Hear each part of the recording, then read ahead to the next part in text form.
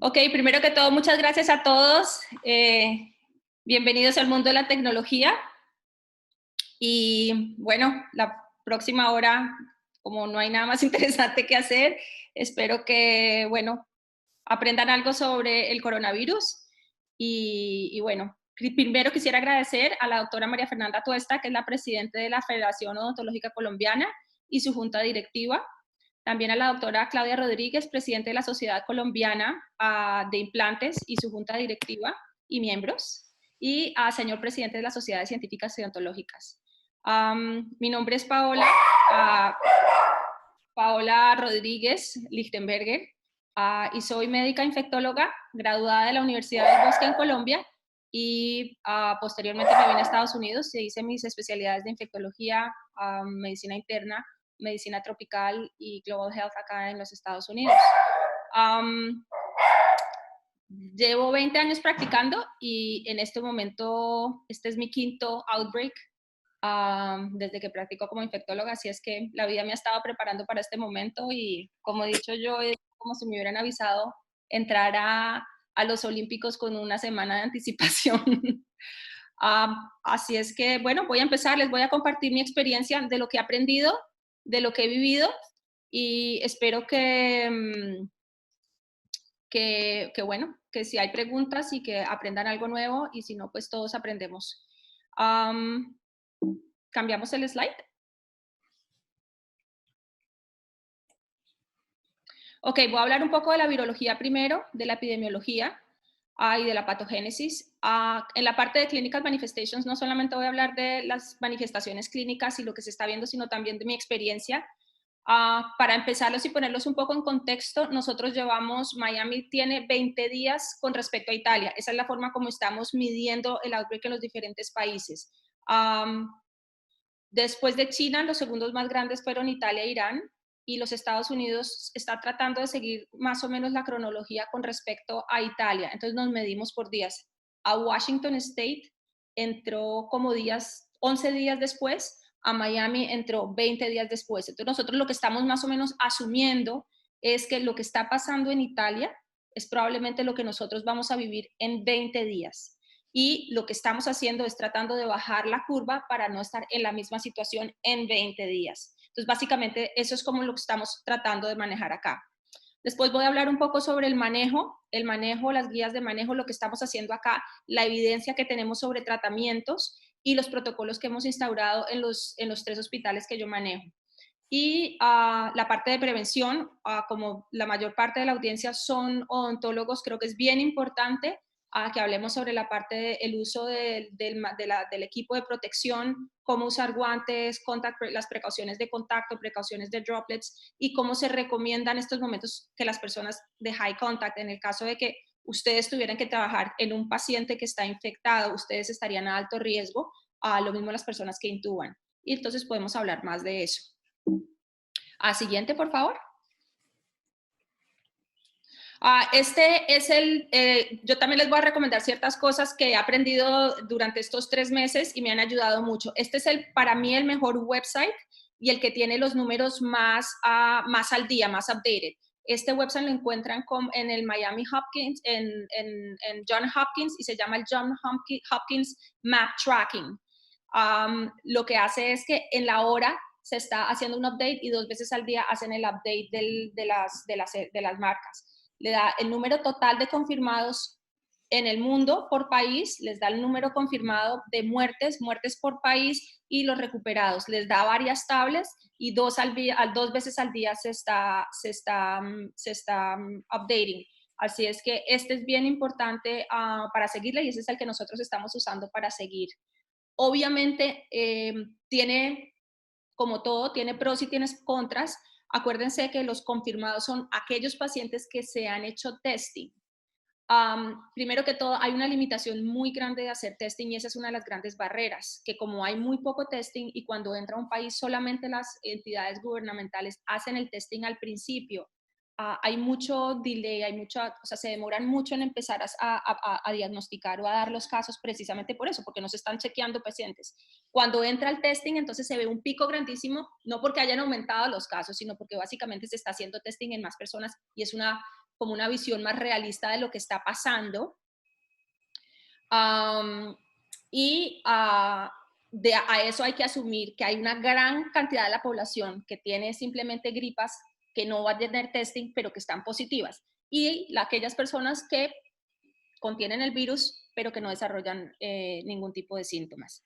Entonces hay que asumir que los números totales siempre hay que tomarlos con un grain of salt, porque los números son mucho más altos. Y una de las grandes limitaciones que vemos en estos momentos es la falta de un test diagnóstico que no solamente nos diga el resultado ya, sino no nos diga el resultado positivo o negativo, sino que además lo tengamos rápido. En estos momentos, acá en Estados Unidos, el turnaround time es como de 2 a 3 días para recibir los positivos. Así es que tenemos a veces pacientes intubados en los que o asumimos o no asumimos, y pacientes con presentaciones atípicas, en las que básicamente nos toca, o sea, perdimos esos 3 días porque se presentaron con diarrea, con otras presentaciones, y la sospecha era baja y no los empezamos el tratamiento.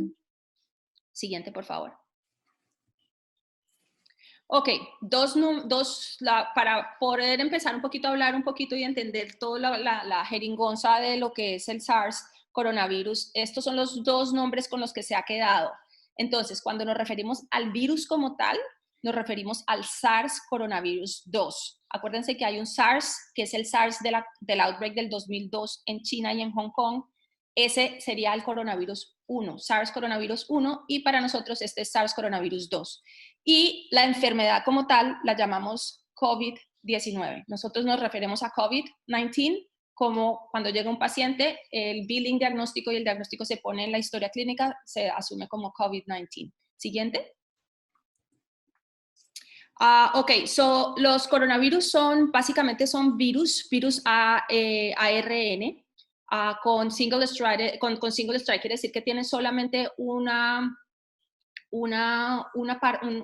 tira de ARN, y tiene varias partes más importantes, digamos que la proteína S y la proteína E. La proteína S porque es la proteína que va básicamente es la que ayuda a entrar a las células.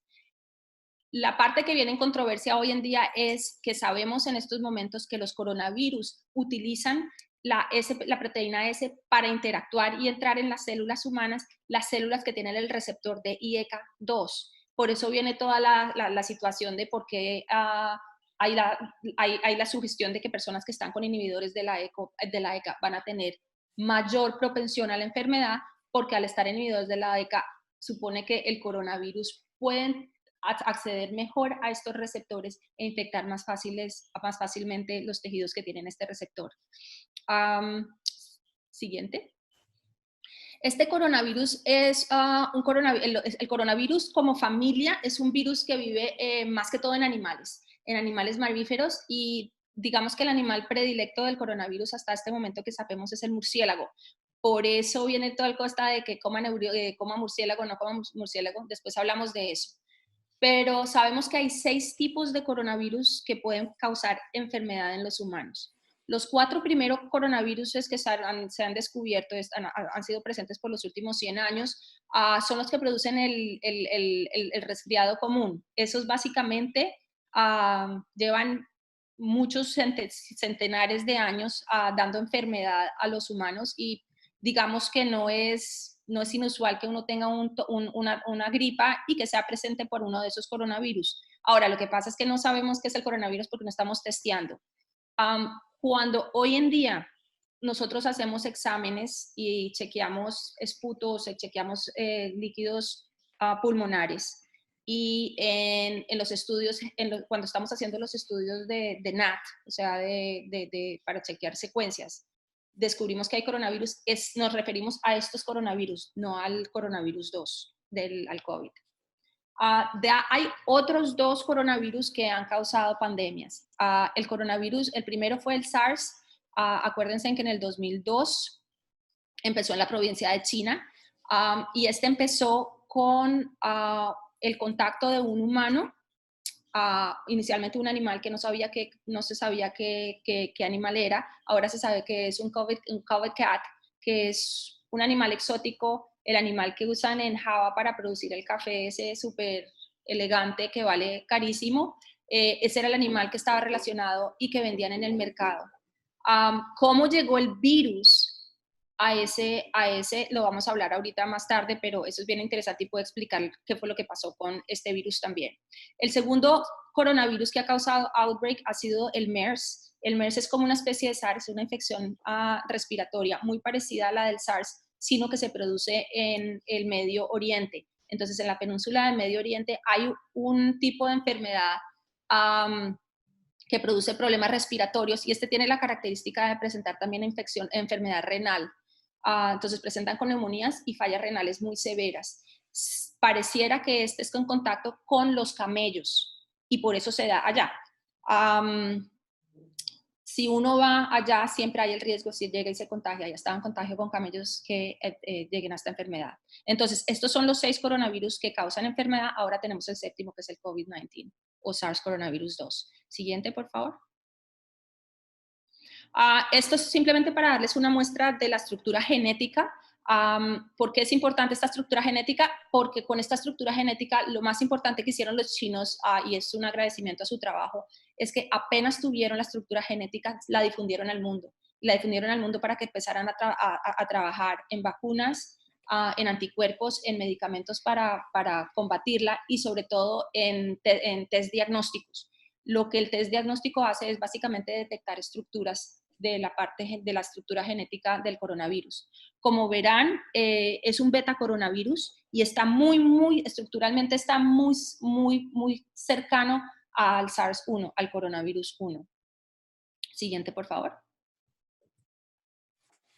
Bueno, ahora sí, ¿por qué el cuento de los murciélagos? El coronavirus viene en muchos animales. Entonces, lo más importante es saber que hay un ciclo que se llama el ciclo selvático y el ciclo urbano. En el ciclo selvático, este coronavirus vive en los murciélagos, se cree. Cuando vamos al tracto genético y vamos a mirar hacia atrás a quién se parece más este virus, coronavirus SARS-2, nos damos cuenta que es muy parecido al de un murciélago que vive en una zona cercana a Wuhan en China. Entonces, ¿qué pasa? Este murciélago no es que la gente se lo coma. Lo que pasa es que este murciélago va a infectar otros animales. Entonces, el coronavirus genéticamente, el anterior, tenía la capacidad de infectar otros animales. ¿Qué pasa? Cada vez que el virus se reproduce, cuando se reproduce va a producir mutaciones. ¿Qué son las mutaciones? Cambios en la estructura. Eso determina que uno tenga el pelo rojo, los ojos de mi papá, la boca de mi mamá, así. Entonces, hay 2 tipos de mutaciones. Unas mutaciones que van a ser cambios bastante ligeros. Entonces, como yo hablo las mutaciones ligeras son como si yo me echara maquillaje. Entonces salgo de trabajar, me suelto el pelo, me pongo arreglada, diferente porque yo no me arreglo nunca. Entonces la gente cuando me ve me reconoce.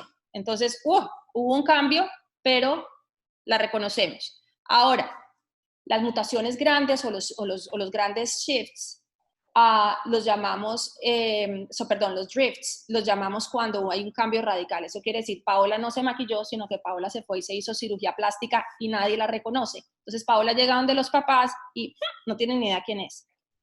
Ese quién es va a tener diferente forma de presentarse y diferente forma de actuar. Y eso es lo que pasa con este virus. Y esto fue lo que probablemente es la teoría que pasó con este virus. Este virus mutó en el animal que todavía no se sabe cuál animal es, y al mutar dio la capacidad de producir enfermedad en humanos. Entonces, del murciélago que infectó al animal, y antes este animal no podía infectar humanos. Al haber esta mutación, infectó al humano. ¿Qué pasó con el humano? Se infectó y tiene este síndrome. Esa mutación no solamente le dio la capacidad al virus de dar enfermedad de animal a humano, sino de dar enfermedad de humano a humano. Y eso es una de las condiciones principales para empezar una pandemia, que sea un virus que el ser humano no haya conocido antes. Entonces, nuestro organismo nunca en la vida había estado en contacto con ese virus. Quiere decir que no tenemos memoria inmunológica. Segundo, que tenga la capacidad de producir patogénesis y que puedas infectar a otras personas. Ahora, condición bien interesante, que tenga la capacidad de pasarla a otras personas, pero eso lo vamos a hablar más tarde, así es que por lo pronto seguimos adelante. Entonces, siguiente slide.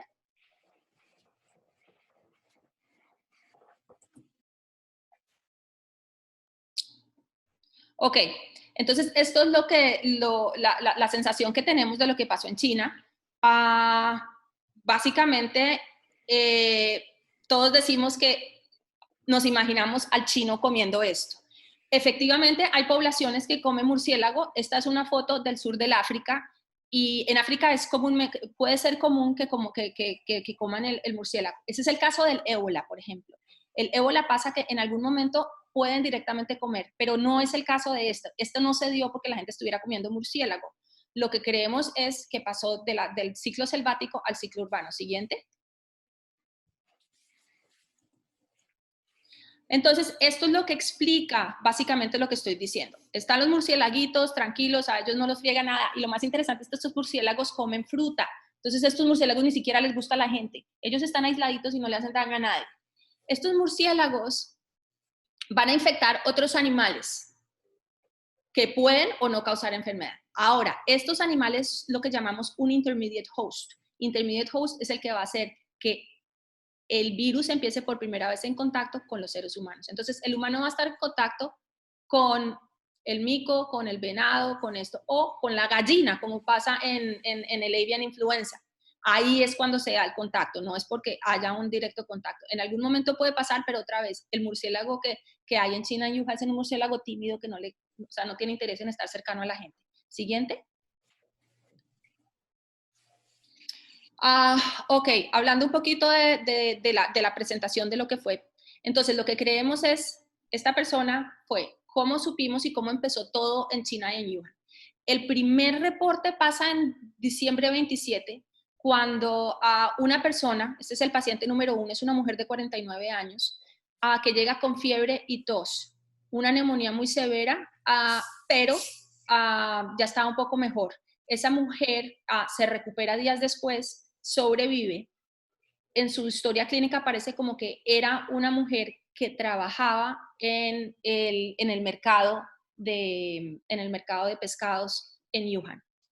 Aparece el paciente número 2, un paciente de 62 años, con los mismos síntomas, y él muere. Cuando él muere es cuando empiezan a hacer el estudio epidemiológico y hacen la autopsia. Y cuando él muere se dan cuenta que el link entre estos dos casos es el mercado. Este señor no trabajaba, pero iba mucho a esa zona. Y el paciente 3 es un paciente que estaba en contacto con una persona cercana a ese mercado. Entonces ahí es cuando hace el link, que probablemente ese mercado fue el principio. Siguiente, por favor. Aquí pueden ver, esto es básicamente el estudio epidemiológico de lo que pasó en Wuhan desde el punto de vista de reacción. Entonces, ven que en diciembre, desde el diciembre 6 empiezan a haber casos. Entonces, no es sino hasta el 27 que empiezan a haber una relación. Obviamente, uno como médico, cuando le llegan los pacientes al hospital y una neumonía, pues una neumonía es probablemente uno de los más casos de las causas más comunes de admisión, especialmente en el invierno. Estamos hablando que ya estábamos en full invierno. O sea, es que una admisión por neumonía no va a sorprender a nadie. El problema es cuando empiezan a haber los clústeres de neumonía en zonas muy parecidas y la severidad, sobre todo la severidad de estos casos. Cuando muere el paciente número 2, es cuando empiezan a hacer los estudios. Ahí es cuando empiezan a hacer los estudios, empiezan a ver que todos los casos estaban relacionados con el mercado. Y después de verlos relacionados, ya empiezan a haber más casos que no estaban directamente relacionados con el mercado. Ahí es cuando llaman al WHO, al CDC, la respuesta se reactiva y el 31 de diciembre, 1 de enero, avisan al mundo que hay un outbreak de este virus porque lo pueden aislar. Siguiente. Este es nuestro amigo, el coronavirus SARS-2. Ahora, es importante entender por qué sabemos que es un virus nuevo. Primero que todo, porque tenemos el estudio genético para saber que esto es un virus que no estaba catalogado como un virus patogénico para los humanos. Segundo, teníamos que saber que este virus es patológico y realmente es el que está causando la infección. Cuando nosotros hacemos un esputo está lleno de virus y de bacterias y eso no necesariamente quiere decir que cause la infección. esta es básicamente la imagen que confirma que este virus invade el tejido mucoso de los respiratorios. Entonces, para las personas en el mundo que las hay, que todavía tienen dudas de pensar que es un virus el que está causando el problema, esta imagen es la que confirma que este virus definitivamente entra al tracto respiratorio y causa el daño. Siguiente. Ok. Esto es bien interesante porque también nos explica un poco la situación que estamos viviendo. Este es el estudio que se hizo sobre el PCR. PCR es la técnica con la que estamos diagnosticando, es detección de material genético del virus. Y lo podemos cuantificar. Cuando se empezó a hacer esto, empezaron a tomarse muestras. Como es muy parecido al virus SARS-1, acuérdense que el virus SARS-1 se pudo contener. Entonces se pudo contener porque se puso en aislamiento la gente. Cuando se puso en aislamiento la gente y se pudo contener, el SARS-1 se acabó. El outbreak pasó de 2002 al 2003 y de ahí no se pudo saber más del virus y no ha vuelto a aparecer. Entonces, estaba la posibilidad de pensar que eso mismo iba a pasar. Cuando se salió de China y nos dimos cuenta, todo el mundo estaba, pero en China pues, hicimos las mismas medidas que hicimos con el SARS-1, ¿por qué la gente no se mejoró? Y empezaron a darse cuenta de que hay ciertas condiciones diferentes. Una de las condiciones bien interesantes es que este virus tiende a tener cargas virales, la cantidad de virus que está presente en la enfermedad es mucho más alta al principio de la enfermedad, más que al final de la enfermedad. Entonces, este dato fue importantísimo para saber que la gente cuando al principio tiene los síntomas es súper contagiosa. Entonces, si yo apenas estoy en el día 1, día 2 y estoy medio tosiendo, la cantidad de virus que estoy botando es muy alta. Ahora, si hay gente con pocos síntomas o no síntomas y está botando el virus o dejándolo en las superficies y tú ni siquiera tienes síntomas, esa persona probablemente está todavía trabajando o yendo al colegio o yendo a la universidad y esa persona está en contacto con 5, 10, 15 personas. Dios no permita que sea un senador o alguien que tenga una reunión o esté dando una conferencia o esté en un teatro y está infectando a muchas personas sin saberlo. Por eso fue muy difícil parar este outbreak en China, no porque los chinos no hayan hecho lo posible por contener la infección. Ahora, lo otro interesante es que esto explica y empieza a cuestionar si las neumonías severas son causadas por el daño directo del virus. Lo que sabemos en este momento es que las neumonías severas y los daños pulmonares progresivos que pasan en estos pacientes no están relacionados con el virus, están relacionados con la respuesta inmunológica de nuestro cuerpo al virus. Entonces, eso es muy importante porque probablemente antivirales no sea lo único que va a funcionar y por eso en este momento nosotros estamos empezando a tratar medicamentos como tratando, por ejemplo, lupus o tratar artritis reumatoidea. Entonces ahí es lo del Plaquenil, lo de la hidroxicloroquina y lo del el tocilizumab. Eso explica un poco eso. Siguiente. Ok, ¿cómo se transmite? Se transmite por droplets, droplets viene a decir gotas, por contacto, por aerosol, por feces. ¿Qué sabemos hasta el día de hoy? Y vuelvo y digo, lo que yo digo hoy es con la poca evidencia que tenemos hoy y la verdad de hoy puede no ser la verdad de mañana. Y lo digo porque básicamente estamos recibiendo información cada minuto y hay información que es buena hoy, mañana no sigue. ¿Qué sabemos hasta el momento? Sabemos que el virus se propaga principalmente por droplets o contact. ¿Qué son droplets? Cuando uno tose, tiene 3 tipos, digamos, de saliva que bota. Las gotas grandes, las gotas medianas y las gotas chiquitas. Las gotas grandes prácticamente se quedan con uno. O sea, es el del que uno se quedó así. Las gotas medianas, cuando yo toso, son gotas de mediano tamaño que van a ir y usualmente por el tamaño van a demorar hasta 6 pies en tocar el piso. ¿Ok? De ahí viene la idea de tener los 2 metros de distancia, son 6 pies de distancia, que es lo que cuando yo toso, una gota de mi tos puede alcanzar a llegarte. ¿Ok? De ahí vienen los 2 metros. Aerosol, ¿qué pasa? Cuando uno tose, están las más chiquitas. Las más chiquitas van a demorar mucho tiempo en caerse simplemente porque son muy chiquitas. Entonces van a permanecer suspendidas en el aire. Cuando se permanecen suspendidas en el aire, yo entro a un elevador, ese es el ejemplo perfecto. Toso y dejo el ambiente lleno. Cuando toso, salgo del elevador. La otra persona va a entrar en el elevador. Ahí no hay nadie. Lo que no sabe es que hay completamente aerosolizado las partículas en el elevador y esa persona se puede contagiar sin saberlo. ¿Ok? Ahora, contactos en superficies. Ahorita vamos a hablar más sobre la evidencia que tenemos sobre cuánto dura el virus en superficies. Y en feces, en estos momentos no hemos sabido de ninguna transmisión orofecal, pero sabemos que que hay presencia de virus en grandes cantidades en la materia fecal. Todavía no tenemos datos sobre leche materna, todavía no tenemos datos de líquido seminal o de líquido vaginal. En estos momentos esto es básicamente lo que sabemos. Más adelante tendremos más información. Siguiente.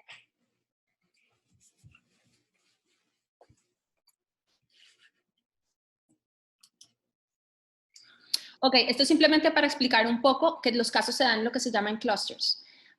¿Qué significa? Que básicamente las personas que más se van a infectar son personas que han estado en contacto con personas sintomáticas o asintomáticas y que básicamente han estado por periodo de tiempo. Personas con las que uno trabaja son las importantes, mismo colegio, misma universidad, personas que viven en la familia. En estos momentos los casos que yo tengo usualmente son o que trabajan juntos o que viven juntos o que estuvieron, por ejemplo, hay una sinagoga que bastantes, porque una de las personas importantes de la sinagoga lo tuvo, hubo una reunión, se reunieron y bastantes están en estos momentos siendo admitidos en el hospital. Entonces es importante saberlo, vienen por clusters. Llega uno, se contagia y lo reparte a su comunidad. Es bien importante aquí destacar la parte de los abuelos. No sé si ustedes han visto un video que ha salido del ministro de Defensa israelí, en el que habla y enfatiza el gran riesgo en estos momentos de tener los abuelos con sus nietos. Suena horrible, pero los abuelos usualmente, sobre todo los que tienen enfermedades, cáncer, comorbilidades, ellos no les salen mucho, así es que los que le traen el virus a su casa son sus hijos y sus nietos. Él está exhortando para que los nietos y los abuelos no estén en contacto en estos momentos, sobre todo cuando los nietos son chiquitos. Siguiente. Ok, ¿esto qué hace? Esta es una pirámide epidemiológica muy conocida y lo que hace es explicarnos por qué por qué este coronavirus se volvió una pandemia y no los otros, porque SARS no se volvió, porque influenza, porque todos esos no se vuelven. Entonces, como hemos hablado, hay tres condiciones para una pandemia. Primero, que sea un virus que sea completamente nuevo para el ser humano. Quiere decir, nadie es inmune. Entonces, como nadie es inmune, no tenemos protección o lo que se llama un herd effect. Entonces, todos estamos expuestos, todos vamos a tener enfermedad. Segundo, que se pase de persona a persona. ¿Ok? Entonces, que se pase a persona muy efectivamente, o sea, que se contagie la gente rápido y de una forma muy efectiva. ¿Y qué es la tercera? Que suena horrible, pero es cierta, que no se muera rápido. Si se muere rápido, la persona ni siquiera alcanza a salir. Si yo me infecto y mañana me muero, no alcanzo a infectar a nadie. Si yo me infecto y duro 10 días con los síntomas y me muero al día 14 o al día 20, tengo tiempo de infectar a cualquier cantidad de gente. Entonces, eso es lo que hace una pandemia muy efectiva y este ha sido muy efectivo en eso, porque se contagia, pasó de humano a humano, nadie lo conocía, infecta a mucha gente y sobre todo no es una enfermedad que vaya a ser de alta mortalidad a corto plazo. Siguiente.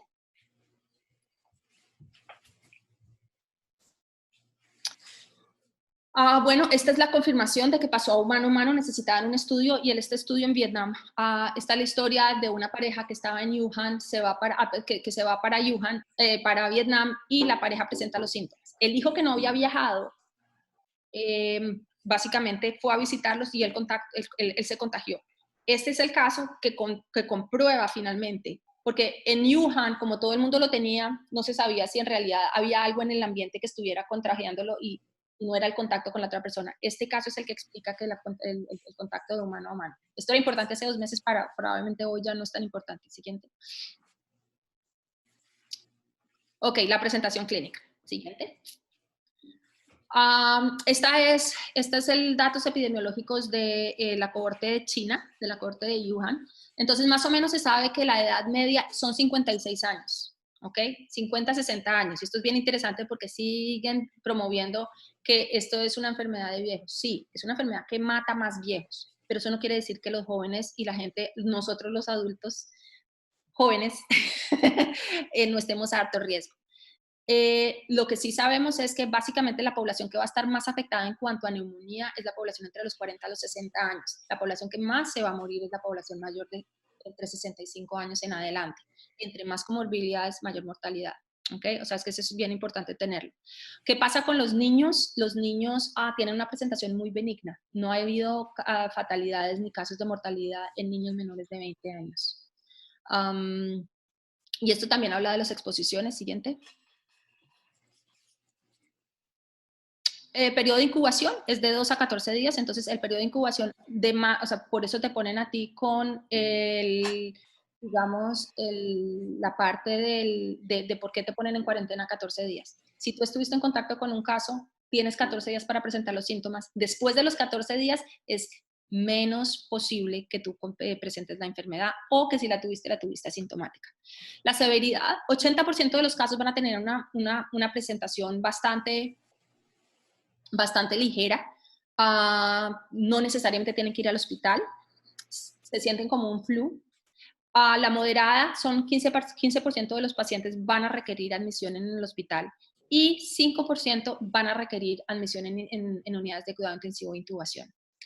Algo muy importante de la experiencia que yo he tenido en estos momentos es que sobre todo los pacientes de edad mediana, como de los de 40 a 50 años, ellos son ingresados con una presentación moderada y en 12 horas se desaturan y en 12 horas hay que intubarlos.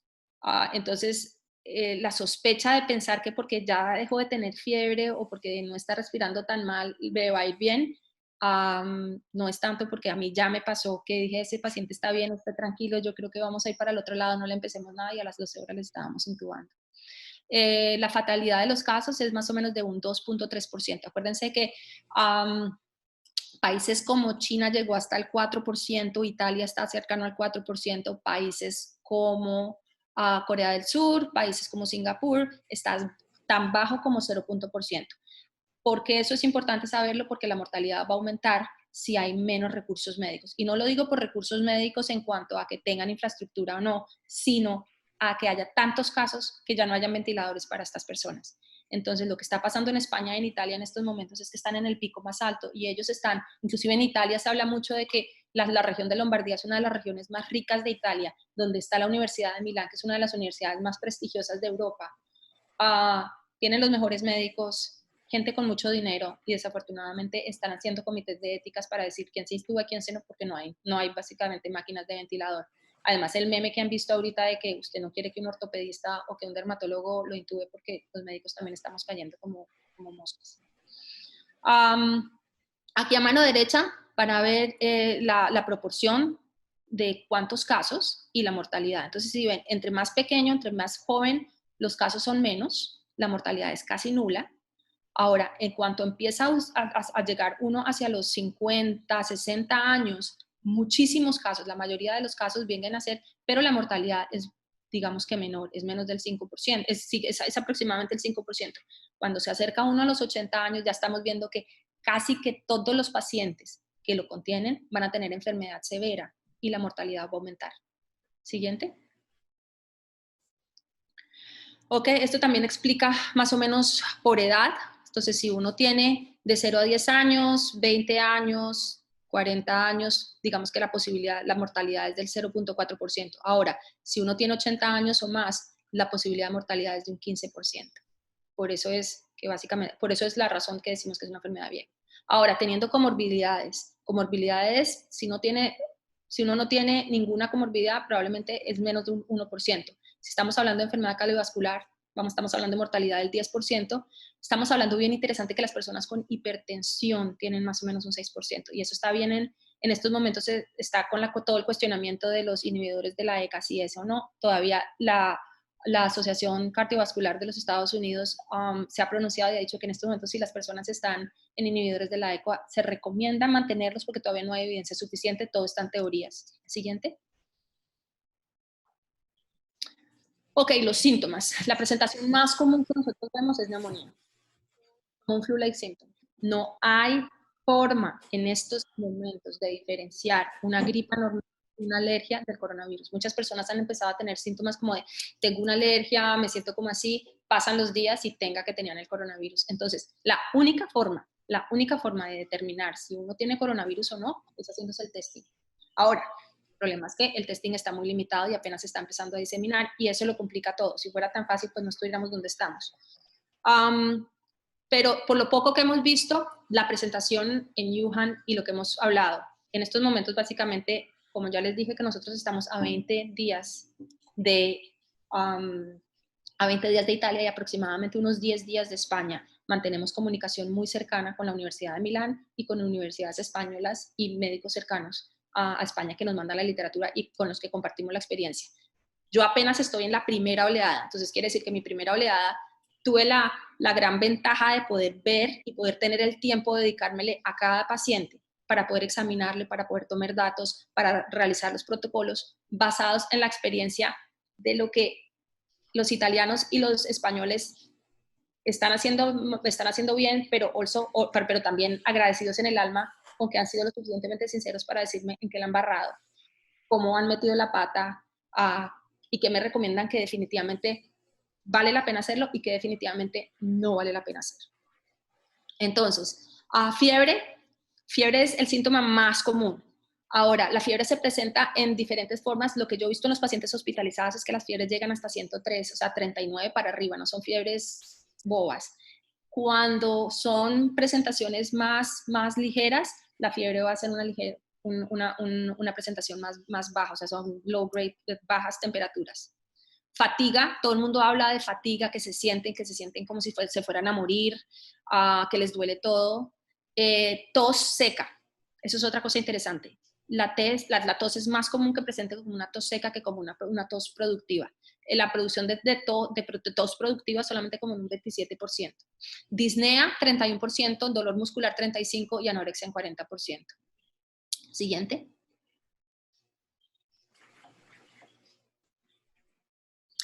Otras presentaciones que hemos visto, presentaciones interesantes, dolor de cabeza, dolor de garganta, mocos en la nariz, han hablado, es más, anoche a las 2, esta madrugada a las 2 de la mañana me llegó el artículo de la corte de Wuhan hablando de que no hay que underestimate la diarrea. Es mucho más común de lo que se cree y preciso en esta semana tuve un paciente que venía de un crucero del Caribe y su presentación no fue la de neumonía. Él llegó con náusea, vómito y diarrea.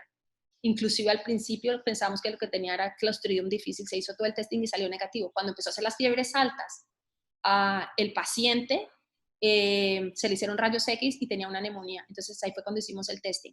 El testing se hizo 3 días después de que el paciente ya estaba hospitalizado y no estaba en aislamiento. Entonces, para que se vean lo difícil que es manejar esta situación.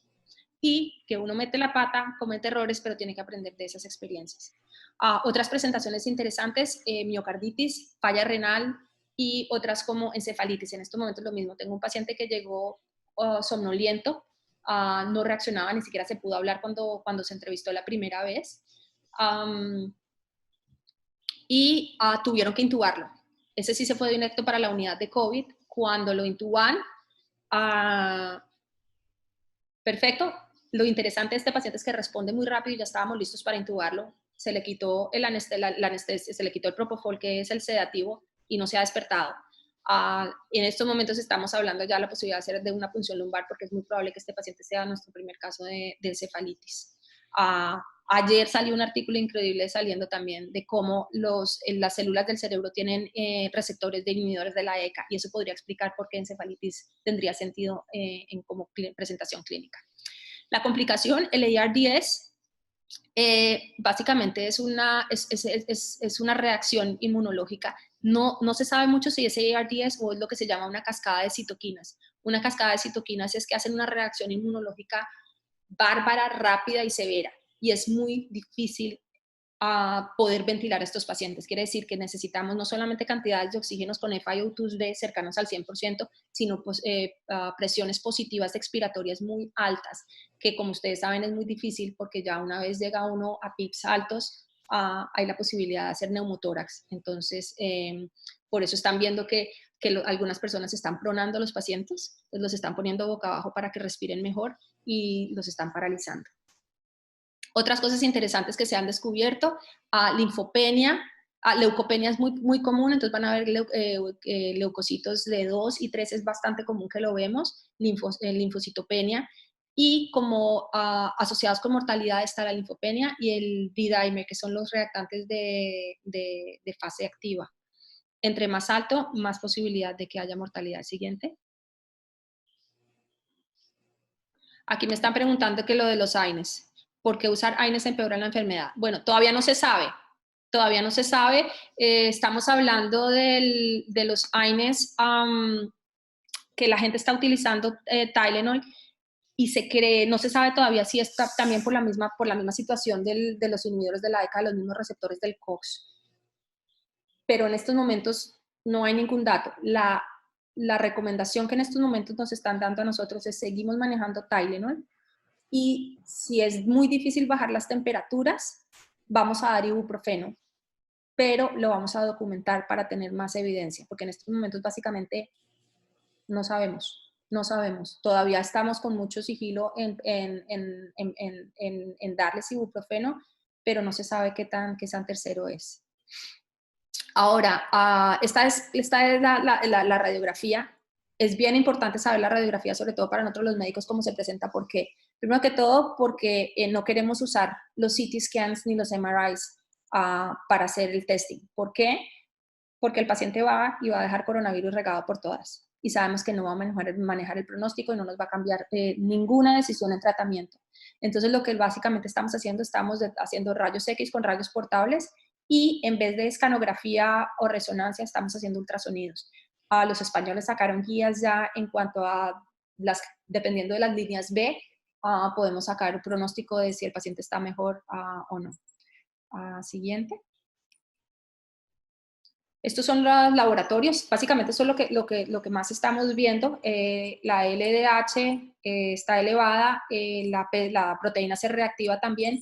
Las enzimas del hígado están elevadas, pero digamos que medianamente, o sea, es muy en los 100, LST, LLT. Lo que es más pronunciado es la leucopenia, leucocitos de 2 y la linfopenia también es bastante presente en casi que todos mis pacientes. Ahora, alguien me está preguntando que si se puede reinfectar a una persona que se ha recuperado con el COVID. Pues no, y esa es lo que hablábamos. Esto es muy chistoso porque esto lo estábamos hablando con mi grupo de infectólogas que todas trabajamos juntas y somos muy amigas y decíamos, bueno, ¿qué pasa si nos infectamos?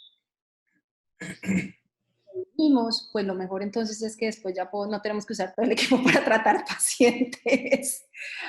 Entonces, sí, probablemente lo que se ha visto es que no ha habido reinfección del coronavirus después de la TN. Y básicamente la idea, lo que va a pasar es que en unos meses, cuando la mayor parte de la gente lo tenga, va a proteger a los otros. Entonces, eso es básicamente como una forma, eso se llama inmunidad activa, que es como una vacuna, pero pues en vez de darle la vacuna, pues la gente se infecta.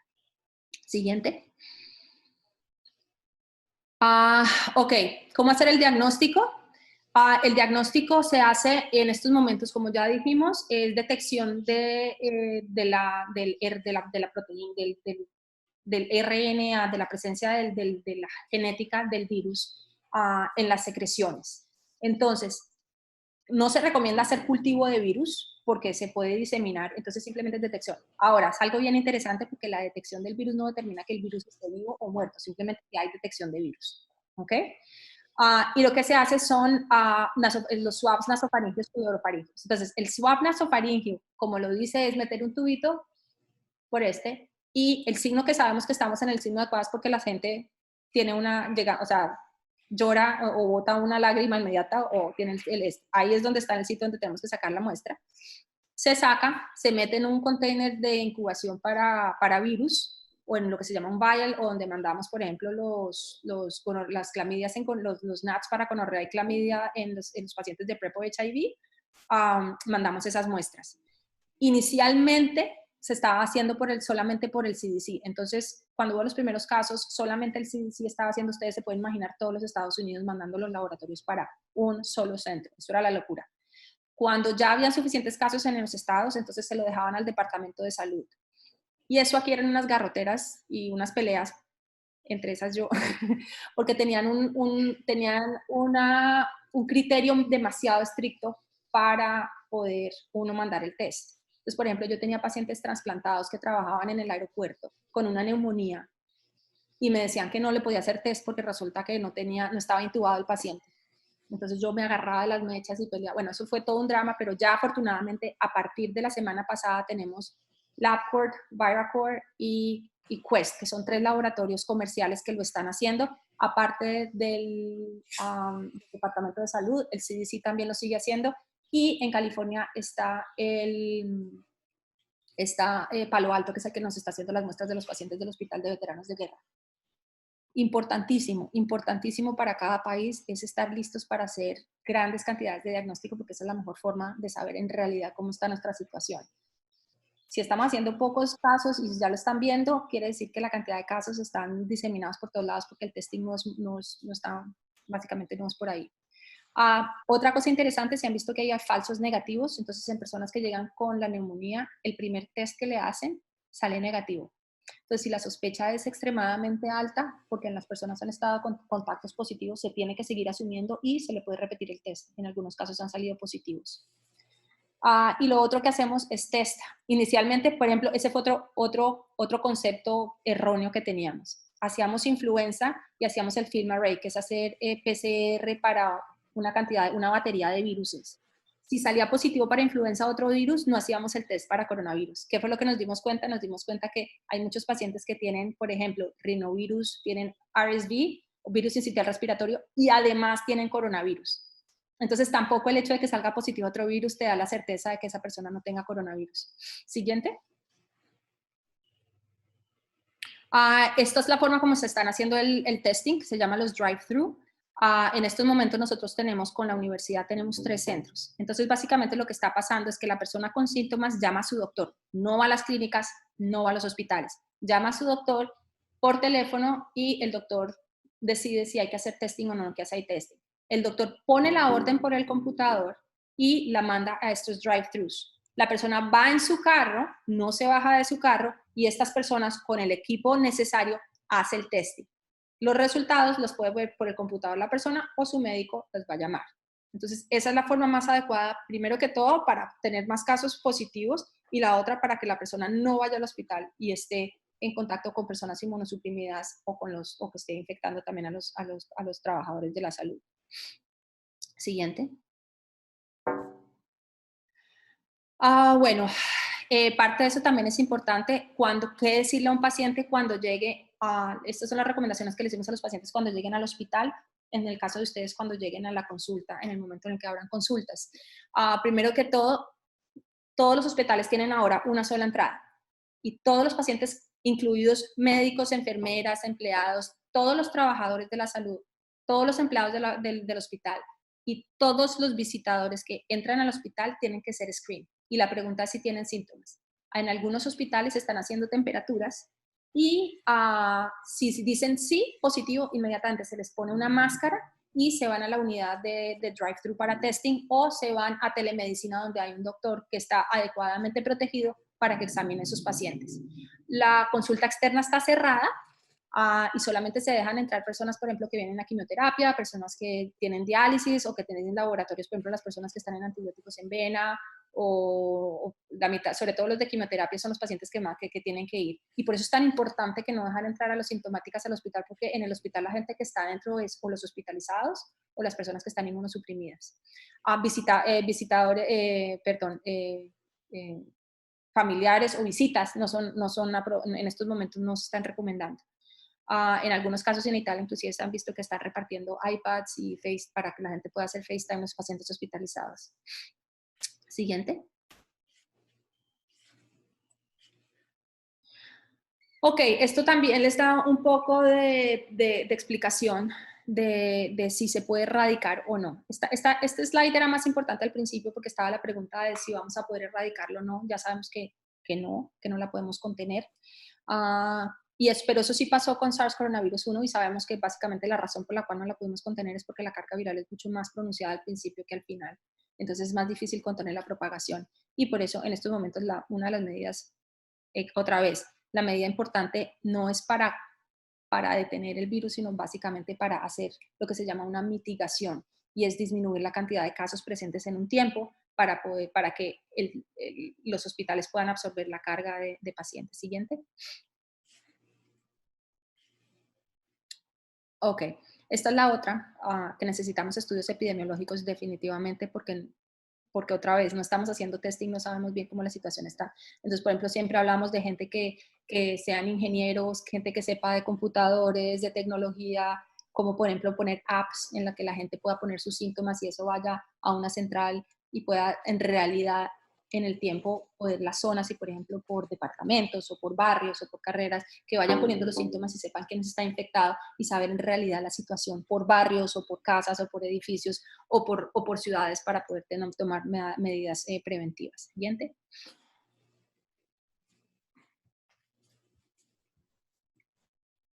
Ok, manejo. Entonces ya una vez con el síntoma, vamos a empezar a hablar más o menos de lo que estamos manejando. Hay muchas preguntas, mucha especulación. Hemos visto, acuérdense que los tailandeses salieron con el calitra, hasta medicamentos para reumatología, incluyendo ajo, naranja, y ustedes la ponen la vitamina C. Ah, así es que, bueno, les voy a decir, vamos a hablar un poquito de la evidencia que hay con respecto a esos tratamientos. Siguiente. Está ya empezando para relajar, porque yo creo que ya estamos un poco cansados todos. Esto es lo que nos pasa en la Florida y la forma como estamos vendiendo el aislamiento. Nosotros estamos acostumbrados cada año a los huracanes. Entonces, lo que le estamos diciendo a las personas es, se nos viene un huracán categoría 5. ¿Usted qué hace cuando tiene un huracán categoría 5? Todo el mundo sabe que lo que tiene que hacer es tener su mercado, estar listicos y esperar en casa hasta nueva orden.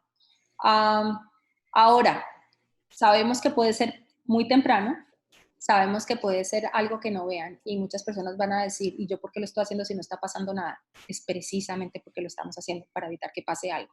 Entonces, el outcome que queremos con esto es que no pase nada. Entonces, entre menos esté pasando en la ciudad con el aislamiento, quiere decir que las cosas están funcionando. Si llega a pasar algo, quiere decir que no hay suficiente gente encerrada o adentro. Un ejemplo claro e interesante que se ha visto es en Israel. En Israel están forzando y están exigiendo cárcel a las personas que encuentren por fuera. Y los casos son 300 nomás. Así es que sí, sí ayuda definitivamente el aislamiento. Siguiente. Esto también es para relajarlos a todos y darles un poco de ejemplos de lo que pueden hacer. Entonces, en vez de irse a California al tour de vinos, pueden ustedes hacer el mapa de su propio tour de vinos en casa. Y así, pues, todos los días deciden si escogen vino tinto, vino blanco. Up to you. Siguiente. Ok, esto también habla un poco del social distance y la importancia del social distance. Entre más gente, van a ver que aquí, entre más gente, este es un artículo que salió en el Washington Post, pero es que tenía un video y no lo pude poner, pero es muy dramático y lo explica, y si lo pueden ver sería maravilloso.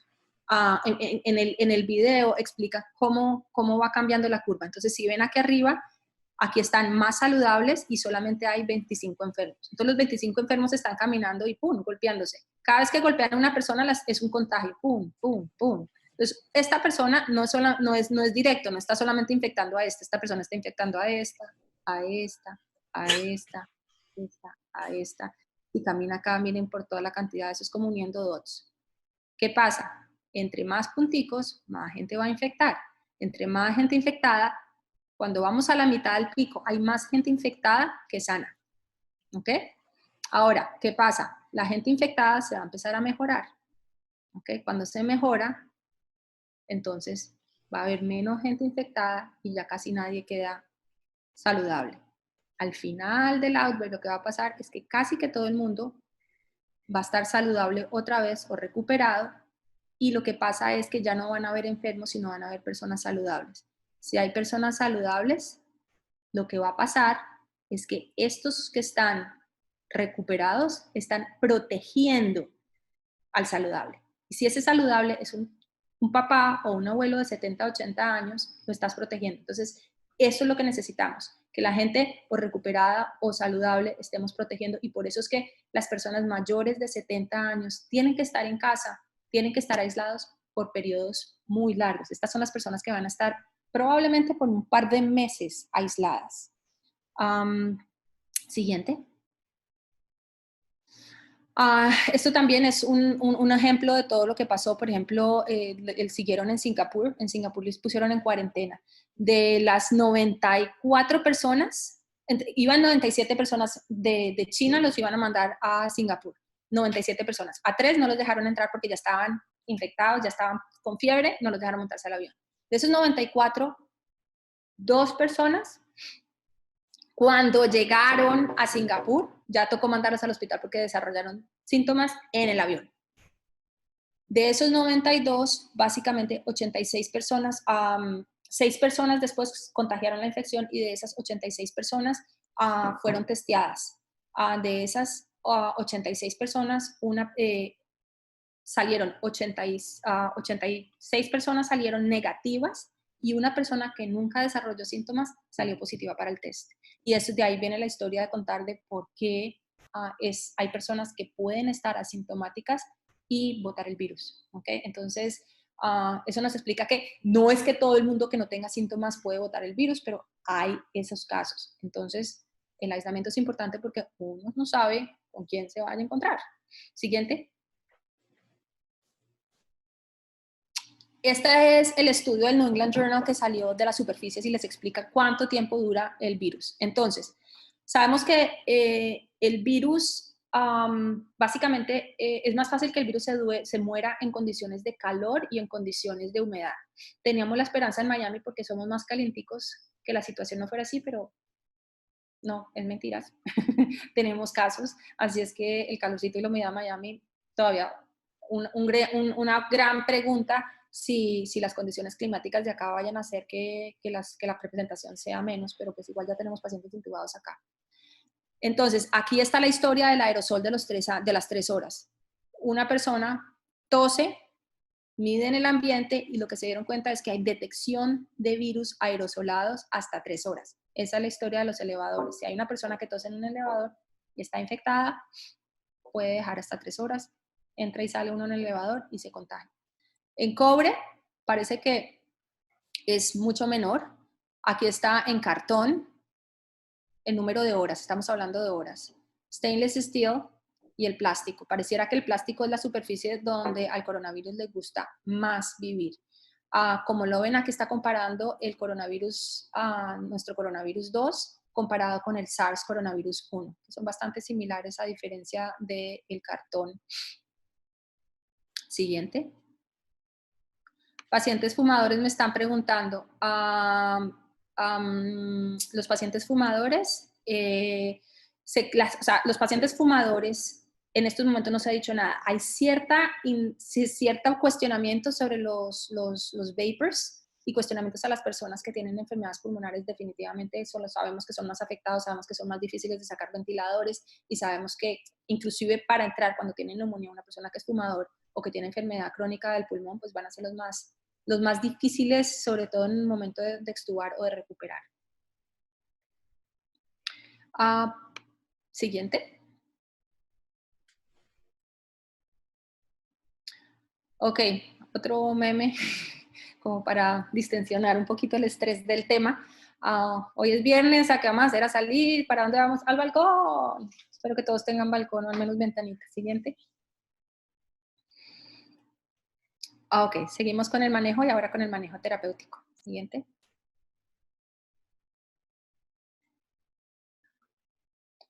Ok, esto es bien importante y otra vez les puedo explicar sobre todas estas gran cosas de que porque la gente dice que el plató, que quite los picos, y les voy a explicar un poquito.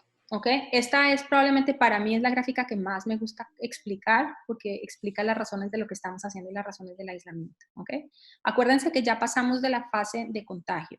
Ya nosotros no podemos contener, China no pudo contener, hizo todo lo posible y no pudo contener la infección. Ahora vamos a una fase que se llama mitigación. Esta fase es muy conocida en epidemiología y es en lo que estamos tratando de hacer. Ahora, ¿qué es más importante? ¿Ok? Entonces, en esta tabla estamos, si no hacemos ninguna medida, ¿ok? Este es el comportamiento de la enfermedad. Esta línea determina la capacidad de los sistemas de salud. Y esto es el aislamiento. Entonces, ¿qué es lo que está pasando? Que si tenemos muchos casos al mismo tiempo, el sistema se satura. Y si el sistema se satura, pues van a haber más muertos. Yo no tengo aquí en tubo, si no tengo suficientes ventiladores, pues me va a tocar dejar morir gente sin tubos. Y eso es lo que está pasando en Italia. En Italia la gente se está muriendo no porque no tengan la atención completa, es porque no hay ventiladores, no hay intubados y toca decirles ya. Y pues obviamente si hay 50 pacientes y hay 2 médicos tratando los 50 pacientes, si yo estoy en paciente 40 y se me desatura el paciente 10, no me doy cuenta. Así es que probablemente cuando vuelvo a paciente 10, el paciente ya está muerto o ya está en una saturación en la que es muy difícil. Y si está listo para intubarse, si no hay tubo y no hay ventilador, pues toca algo. Y esto es un caso ejemplo, o sea, y estoy dando el ejemplo en números para que la gente entienda cómo es de dramático. Cuando yo salí de Colombia hace 20 años, habían 10 millones de personas en Colombia, porque eso quiero hacer el ejemplo, porque yo no sé en realidad ahora cuántos hayan en Bogotá. Entonces, pongamos el ejemplo de los números que yo sabía. 10 millones de habitantes en Bogotá. 80% de los 10 millones de habitantes en Bogotá van a tener casos leves. ¿Cuánto es 80% de 10 millones? 8 millones, ¿cierto? De esos casos, 15% van a tener neumonía, suficiente para ser admitidos en el hospital. Estamos hablando de cuántos millones. Ahora, de esos, 5% de los casos van a requerir ventilación mecánica. Entonces, ahí les dejo el cuestionamiento. Si para una población de 10 millones y llegamos a esta epidemia, vamos a tener el número de ventiladores suficientes para intubar personas. No conozco el primer país que esté diciendo que tiene esa cantidad de ventiladores. Por eso es tan importante hacer lo que se llama el flattening of the curve. Si vamos a tener la misma cantidad de pacientes, no importa, pero que al menos haya un ventilador y haya una posibilidad de vida para todas nuestras personas. Lo peor que sería que nos pudiera pasar sería que tuviéramos que decirle a mis papás que porque tienen 75 años, que hay que dejarlos morir porque tienen esa edad y porque no hay ventiladores. Entonces, básicamente es el compromiso. Pónganse en la situación en la que estamos los médicos, en las que no queremos llegar a un comité de ética como el que yo estaba después del desastre de Haití, en el que teníamos que tomar de esas decisiones. Eso era Haití, un país muy pobre, pero no queremos llegar a eso en Estados Unidos y espero que en Colombia tampoco. Italia lo está viviendo. Entonces, es bien importante que tengamos conciencia sobre eso. ¿Por qué con influenza no pasa eso? Precisamente por eso, porque influenza, como hay mucha gente que ya ha tenido influenza no da estos picos, influenza tiende a pasar acá. Entonces, influenza en estos momentos, los casos de influenza, no nos está saturando los sistemas de salud. Entonces, como no nos está saturando los sistemas de salud, es más factible que podamos dar cuidado a esas personas. Ahora, por eso también nosotros peleamos tanto como médicos, que todo el mundo dice, ay, pero ¿por qué tanta vaina con el flu y por qué se vacuna con el flu? Pues sí, porque es que el flu trae estas, a menor dimensiones, trae las mismas consecuencias económicas, gente no yendo al trabajo, infectando a otras personas y usando ventiladores que deberían usar otras personas. Alguien está preguntando en estos momentos, pacientes con tratamientos biológicos. Bueno, eso es bien interesante, porque resulta que estamos usando tratamientos biológicos para tratar. Entonces, en estos momentos no sabemos cómo se están comportando sus pacientes. Tengo una amiga mía que tiene un hijo con tiene una enfermedad pulmonar crónica y él está en Plaquenil, que es la hidroxicloroquina. No sabemos si eso va a ser un factor protector o no, pero pues de todos modos él está en aislamiento porque es un niño con enfermedad crónica del pulmón. Siguiente. Como verán, hay muchas preguntas que la respuesta es no sabemos, el tiempo lo dirá. Lo que estamos haciendo ahorita en los hospitales, ahora, la gran cantidad de cosas que estamos haciendo viene de experiencia de conversaciones con médicos en la China, en el Japón, Singapur, Corea del Sur, Italia, España y Israel. Ahora, nuestros referentes más cercanos vienen siendo Italia y España, en el sentido de que estamos muy cercanos y digamos que hay comunicación diaria, sobre todo con España y con Italia. Hay un par de médicos que son italianos y que nos contactaron con la Universidad de Milán y personas amigas conocidas mías nos dieron contactos, son españolas, nos dieron contactos con las universidades y estamos con el Hospital 12 de Octubre y Ramón y Cajal. Y con ellos básicamente, ellos hemos estado, y Singapur y Corea del Sur, especialmente por la forma tan organizada como han hecho la parte sobre todo de diagnóstico y la parte de aislamiento. Entonces lo que estamos haciendo es dividir el hospital en unidades, las unidades de COVID y las unidades no COVID, porque acuérdense que igual enfermos van a haber y no queremos infectar de COVID a nuestros pacientes que ya están enfermos. Como infectóloga nosotros dividimos el team en infectólogos que están viendo población general, Y estamos también viendo las unidades de los infectados. Yo, por ejemplo, los pacientes los empezamos a ver hace 10 días. Yo estuve en estos últimos 10 días con la unidad de COVID. La unidad de COVID para mí era la unidad de los pacientes con enfermedad severa y que estaban intubados o neumonías severas, y en los que estamos utilizando los protocolos de tratamiento. Ahora, también determinamos los profesionales de la salud entre profesionales de alto riesgo e intermedio riesgo. Las personas de alto riesgo son las personas que están en contacto directo con el paciente, como las enfermeras de cuidado crítico de la unidad y los critical care. Yo no entro en contacto directo con los pacientes, solamente estoy en contacto directo con 1 o 2 pacientes porque entraron a la emergencia. Pero estamos tratando de minimizar el contacto directo mientras se pueda. ¿Okay? Yo fui afortunada de estar en la unidad los primeros 10 días porque lo que estamos viendo es que exponencialmente están aumentando los casos y probablemente la semana entrante ya no vamos a dar abasto. Y sobre todo porque el equipo de protección es diferente para las personas de high risk que los de riesgo intermedio, y ya les muevo Todos los hospitales tienen una sola entrada. Y lo otro interesante es los rule outs. Los rule outs son los pacientes que tienen sospecha pero no tienen diagnóstico, los dividimos en 2. Los que tienen altas posibilidades de tener COVID y los que tienen bajas posibilidades. Los de altas posibilidades se van para la unidad de COVID severa, los que tienen baja posibilidad se van a otra unidad de COVID de leves. Y otra vez muy dedicados a saber cuál es la protección que vamos a usar. Siguiente. Esta es la unidad severa de COVID. Entonces, esto está en el penthouse, en el último piso. Entonces, solamente las personas que van a ese piso somos las personas que estamos en contacto, o estamos haciendo consultas, o estamos teniendo algo que ver con los pacientes.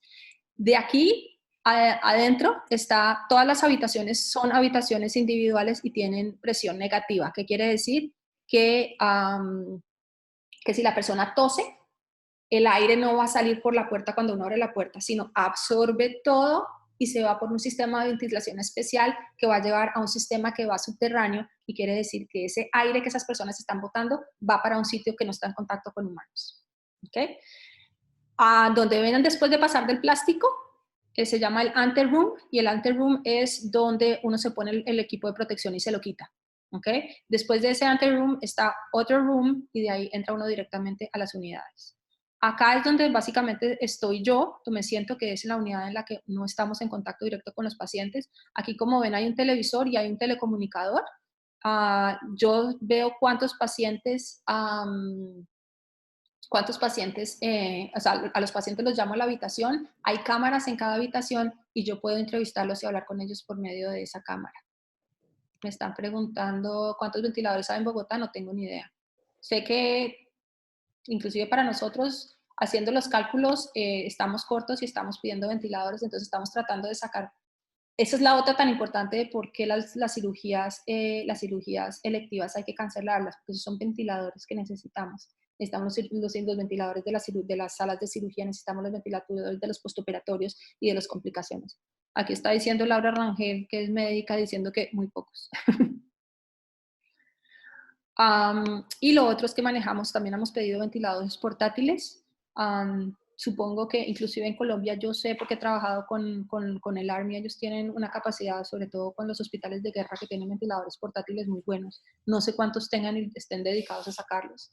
Acá en Nueva York, por ejemplo, el Army tiene el bote, no sé si se acuerdan en Haití cuando hablaban del crucero hospital, lo están llevando para Nueva York en estos momentos, que tiene 1000 camas para tratar de aislar a los pacientes en eso.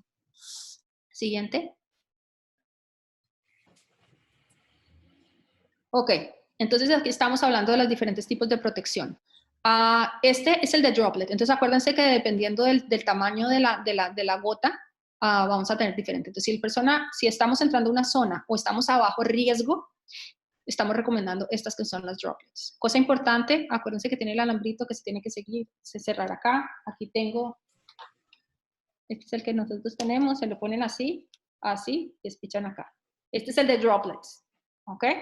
En básicamente lo que estamos impidiendo son las gotas que tienen 6 pies para quitarse. Ahora estamos las de Airborne. Airborne es el 95. Aquí en azul ven, estas son las que se utilizan. En Jackson, por ejemplo, utilizamos esto. Y estas son las que se utilizan en esto. Básicamente como nos las ponemos es así. Cogí una small. Yo soy talla medium. Esta es chiquita, esta es muy chiquita para mí, pero básicamente es esta, queda acá. Ahora, esta queda herméticamente cerrada y si hay partículas suspendidas, no me van a entrar. Inclusive si ponen perfume en estos momentos, no lo puedo leer. ¿Ok? Importante para esto, hay que hacerse un fit testing. Entonces, saber qué talla es. Esto es como ponerse una minifalda bien apretada. Entonces, pues, si es muy gordo, se abren huecos, si es muy flaquito, se le van a entrar el aire. Entonces, lo más importante es, si van a usar de estas, saber en dónde están haciendo el fit testing para saber precisamente cuál va a ser la talla de ustedes. Ahora, cuando estén en contacto directo con pacientes, ustedes son altos riesgos, probablemente la recomendación va a ser este con el face shield. Siguiente. Este es el contact precautions, entonces para riesgo intermedio, esto es lo que estamos haciendo. Estos son los gowns, se ponen con guantes y hay que lavarse las manos antes de ponerse y después de lo ponerse. ¿Cómo me lo pongo yo? Este es el tipo de equipo de protección que yo estoy usando cuando no entro a ver pacientes directamente. Me lavo las manos, me pongo los guantes, me pongo esto y me pongo otro par de guantes encima. Y van a entender por qué. Me pongo el tapabocas y me pongo goggles o el face shield. ¿Por qué me pongo doble par de guantes? Porque cuando salgo de la habitación tengo menos riesgo de contaminarme a mí quitándome el equipo. Y acuérdense, eso es otra cosa muy importante. Cuando uno se quita el equipo, tiene que saber cómo quitárselo para no contaminarse, porque si no, no sirve de nada ponerse el equipo. Entonces, se quita uno el primer guante y debajo de ese primer guante te van a quedar otros guantes. Eso lo aprendí de las experiencias aprendiendo a usar el equipo de ébola y así es como lo recomiendo. Inclusive en ébola tenemos 3 guantes.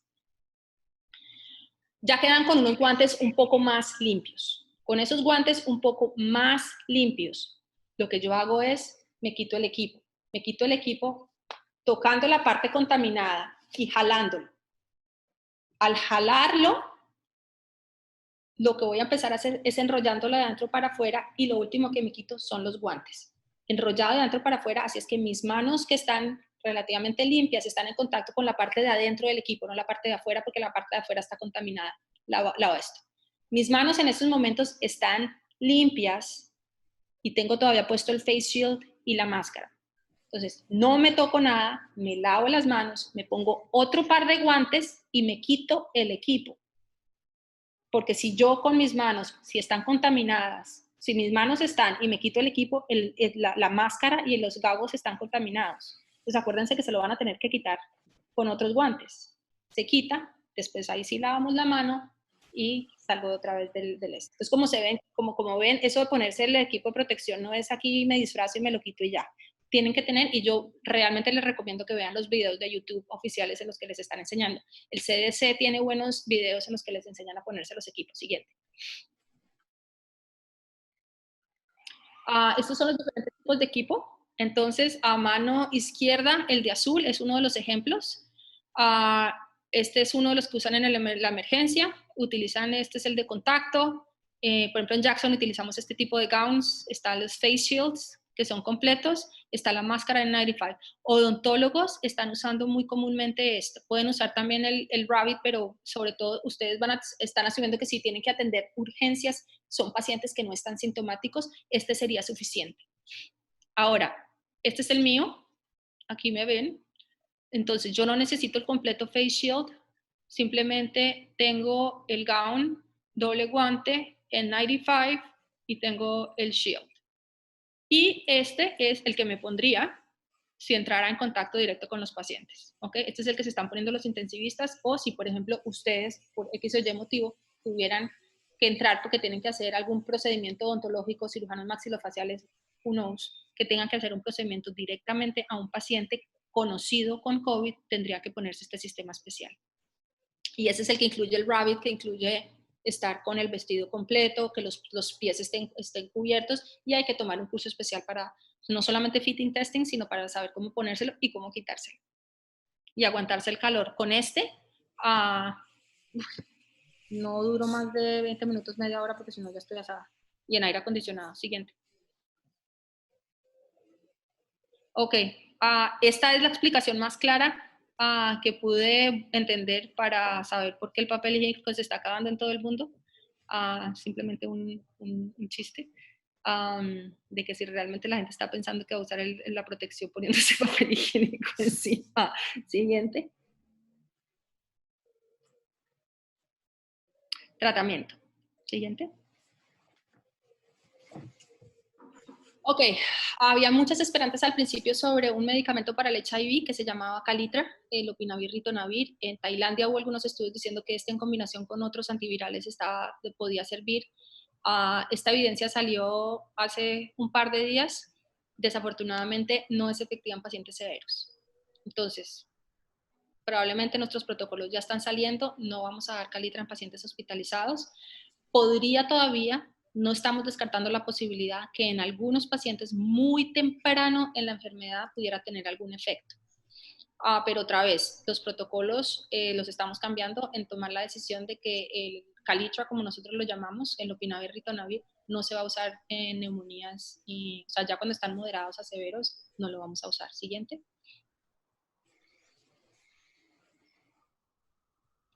Estoy compartiendo acá el protocolo que desarrollamos. Este es uno de los 3 protocolos. Tenemos un protocolo para Jackson, uno para la Universidad de Miami y otro para el Hospital de Veteranos.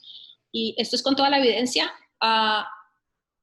Cambia todos los días, y si no le estoy diciendo que no lo cambia todos los días, sino probablemente 2 y 3 veces al día, porque la evidencia viene y no les digo mentiras, desde las 2 de la mañana estoy recibiendo información con artículos.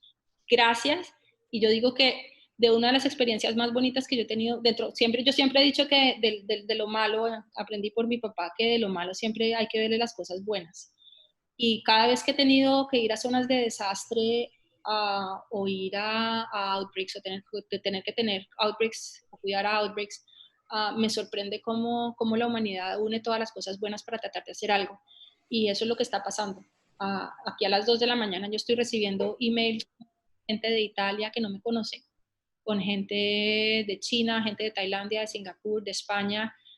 Mis amigas españolas me han ayudado muchísimo, sobre todo por los chats de médicos que ellos tienen, me mandan toda la información. Y ahora estamos haciendo lo mismo, sobre todo en Cali. Hay unos contactos en Cali. Toda la información que me llega a mí está saliendo para la Universidad del Valle, para Imbanaco y para Valle de Lili. Entonces, es muy bonito porque básicamente la gente está finalmente sacando sus egos afuera y diciendo, oiga, la embarré, esto no funciona, metí la pata en esto, no lo haga. Entonces es muy importante porque yo ya sé lo que no voy a hacer. Y si algo mal, le estoy diciendo a los que vienen en el outbreak días después, diciéndole no lo hagan. Entonces eso nos ha servido muchísimo para cada grupo de médicos que está detrás de los otros poder hacer un poco de cosas un poco mejor. Y ahí en el camino nos vamos como manteniendo. Como ven, este inclusive ya está outdated porque este era el de antier y ya cambiamos ayer. Antes con mild risk factors habíamos dicho que no. Entonces, supuestamente los que tienen la gripa no se están tratando, en teoría. Ahora, cada vez tenemos más evidencia que hay una combinación de la hidroxicloroquina y acitromicina que puede ser efectiva. La estamos dando porque no hay nada más que dar. El problema es que la ración de hidroxicloroquina está súper restringida. No hay por ningún lado. Entonces todos los hospitales están como locos tratando, la gente las está tratando de comprar, todo el mundo está como loco tratando de sacarla. Ahora, presuntivamente creemos que ese medicamento está funcionando. Experiencia, ya hay 2 pacientes que los empecé en hidroxicloroquina, igual los tuve que intubar y me tocó pasar a tocilizumab. Hay como un perfil de pacientes que por más de que yo los trate con hidroxicloroquina se me van a ir para ARDS. Hay otros que responden, pero en realidad uno no sabe si responden era porque tenían que responder independiente de si yo les doy o no. Así es que por eso es tan importante tener la evidencia y seguir y seguir y seguir y publicar y compartir entre toda la gente que está con estas experiencias y los protocolos, compartir cuáles son sus experiencias. En estos momentos yo estoy dando neumonías, hidroxicloroquina con acitromicina. Importante, cosas como hipoglicemia, mirar un electrocardiograma porque pueden haber prolongación del QTC. Y si se ponen más graves, se les empezamos tocilizumab, que es un inhibidor de la interleuquina 6. Entonces, acuérdense que estaba hablando que la severidad, sobre todo cuando entran en ARDS y que es muy difícil oxigenarlos, los estamos tratando como los pacientes con lupus o con artritis reumatoidea severa, que son antiinflamatorios. Y eso es lo que estamos dando, lo hemos dado. Al menos a un paciente le detuvimos la intubación, pero es solamente un paciente, yo no sé si detuvo la intubación simplemente porque el paciente no iba a ir a un estado crítico. Y el otro, el antiviral que ustedes han oído que se llama Remdesivir. Remdesivir lo produce Gilead, que es una compañía farmacéutica y está bajo investigación. Ese está en Baptist, lo hemos usado una vez y un paciente en Jackson va a ser empezado. El tiempo lo dirá, eso lo estamos dando en pacientes intubados que no hayan mejorado con ninguno de los anteriores o que ya lleguen intubados y, mejor dicho, en condiciones súper críticas. Siguiente. Estamos mirando, también les damos guías a los médicos de las interacciones, de lo que tienen que chequear, de los laboratorios. Entonces, estos protocolos nos ayudan mucho porque le facilitan a la gente saber los criterios para usarlos y nosotros básicamente lo que hacemos es soporte. Nosotros llegamos con yo todos los días llego a la unidad, me siento, hablo con la nurse practitioner, con el intensivista, con la enfermera, hablamos con el paciente, usualmente el intensivista ya ha entrado, así es que ya ha estado con él, yo hablo por el intercom con ellos y después nos sentamos y tomamos decisiones en conjunto. Siguiente. Ok, ¿cómo limpiar las superficies? Sabemos que el virus se muere con alcohol. El alcohol, el CDC recomienda alcohol para superficies, alcohol más del 70%. Entonces tenemos alcohol wipes por todos lados y con eso limpiamos superficies, computadores, equipo, todo lo que donde se sientan sillas. Cuando yo llego a la clínica yo limpio todo. Mi mamá se sorprenderá porque limpio todo mejor que mi casa. Y ahí ya nos sentamos a trabajar, ¿ok? Y básicamente ese es lo más importante. Para saber si el producto que están usando es efectivo o no, en el CDC hay un website o hay un link de la EPA donde está la lista de todos los productos que están aprobados por la EPA para matar virus. Lo que estamos haciendo es que si sabemos que mata los virus, puede matar al coronavirus 2. Siguiente.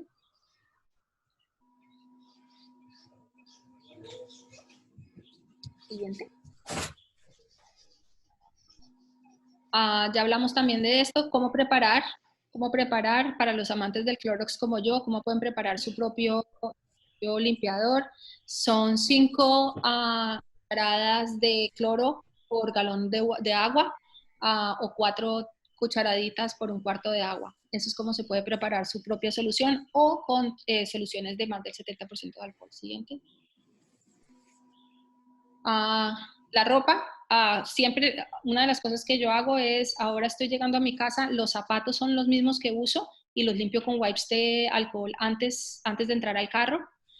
Los dejo en la entrada de mi casa y me voy directamente para la lavadora, ahí me quito la ropa, la dejo en la lavadora y me subo al segundo piso a bañarme inmediatamente. Probablemente hay que separar la ropa contaminada de la ropa no contaminada y usar detergente. Después, si uno ha puesto la ropa ahí, lo que yo hago es con wipes limpiar la lavadora. Después de haber puesto eso para asegurarme que no haya cross contamination. Sí, siguiente. Eso es en casos en los que uno estaba en contacto con pacientes. Siguiente. Bueno, y eso era todo lo que les tenía que decir. Esta es la última. El gran esfuerzo que tenemos que hacer para que ustedes, por favor, no los intube ni los trate una neumonía un ortopedista. Los médicos entienden por qué estoy diciendo eso, porque definitivamente no quisiera que un ortopedista me intubara a mí o me tratara una neumonía. Muchas gracias a todos.